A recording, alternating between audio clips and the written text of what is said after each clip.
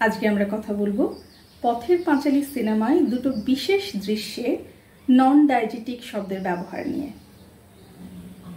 একটা হলো ইন্দির ঠাকুরনের চলে যাওয়ার পর যখন তার শবদেহ নিয়ে যাওয়া হচ্ছে, আরেকটা হলো দুর্গার মৃত্যুর পর যখন সর্বজয়া দেবী হরিহরকে তার কন্যার মৃত্যু সংবাদ শোনাচ্ছেন।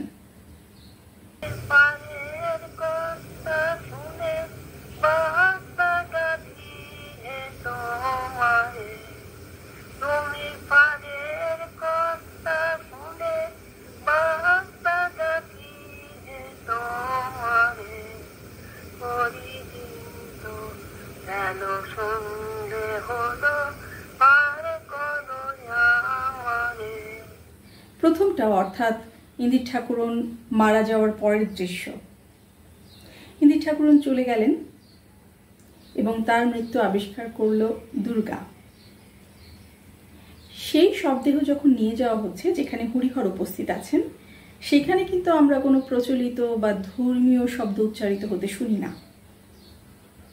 সেখানে আমরা শুনি সেই গানটা যেটা কখনো ইন্দির ঠাকুরন গাইতেন, কখনো তার উপস্থিতির সঙ্গে সঙ্গেই আমরা যন্ত্রসঙ্গীতে শুনতে পেতাম। হরিদিন তো গেল, সন্ধ্যা হলো, পার করো আমারে।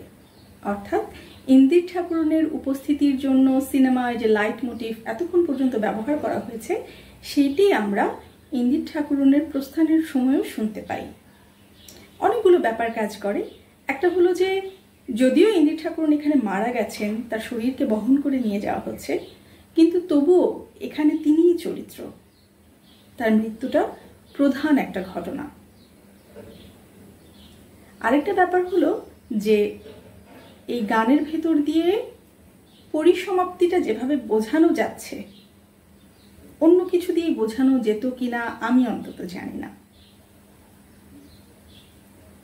তৃতীয় ব্যাপার হলো এই গানের কথা। গানটার কথাই এমন যেটা প্রস্থানের দিকেই নির্দেশ করে। পথের পাঁচালী সিনেমার অন্যতম কেন্দ্রীয় চরিত্র দুর্গা। দুর্গা মারা গেলেন। দুর্গার মৃত্যুর পর বাড়িতে এলেন হরিহর। হরিহর এসেছেন নানান রকমের জিনিস নিয়ে, দুর্গার জন্য শাড়ি এনেছেন। এতক্ষণ পর্যন্ত কিন্তু সর্বজয়া তাকে বলেন নাই, হরিহরও অন্য কোনো উৎস থেকে জানেন নাই যে দুর্গা আসলে আর নাই।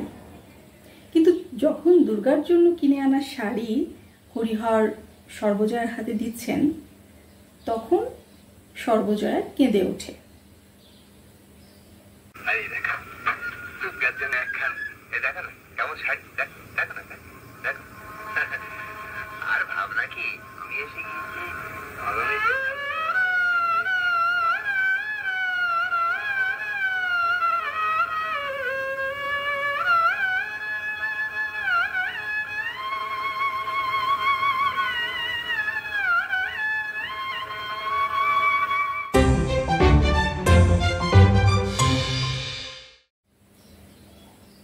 সর্বজয়ার বা হরিহরের বিলাপের কান্নার কোনো শব্দ আমরা শুনি না। আমরা একটা তার সানাই শুনি, একটা যন্ত্রসঙ্গীত শুনি, যার মাধ্যমে আমরা ব্যথাটা বুঝতে পারি, দুঃখটা বুঝতে পারি, দর্শকের কাছে পৌঁছায়।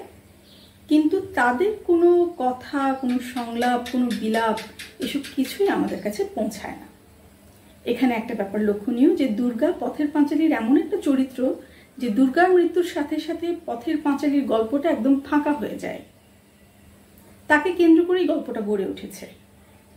আমি আমার আগের একটা আলাপে বলেছিলাম যে এখানে দুর্গার অধিকারটা সবচেয়ে প্রকট, সবচেয়ে সুন্দর, যেন সব কিছুর উপর দুর্গার যে অধিকার আছে, এই প্রকৃতির উপর, এই গাছের উপর, চারপাশে যা কিছু আছে, সেই অধিকারটা এত বেশি স্পষ্ট যে বোঝাই যায় এই সিনেমাটা জুড়েই দুর্গার অধিকার আছে। তো সেই দুর্গা যখন চলে যাচ্ছেন, তখন কিন্তু সমস্ত কিছু আসলে ফাঁকা হয়ে গেছে, যেন গল্পটাই ফাঁকা হয়ে গেছে। হরিহর এমনিতেই নিভৃত ধরনের একজন মানুষ। সর্বজয়াকেও আমরা কখনো দেখিনি যে দুর্গার সাথে খুব কোমল করে কথা বলেছে।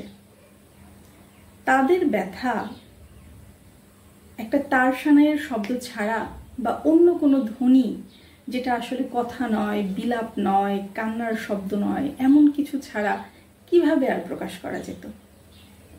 এমন কোন শব্দ আছে, এমন কোন সংলাপ আছে, এমন কোন বিলাপ আছে যেটা দিয়ে আমরা আসলে বুঝতে পারতাম যে দুর্গার মৃত্যুতে সর্বজয় এবং হরিহর কেমন দুঃখ পেয়েছেন।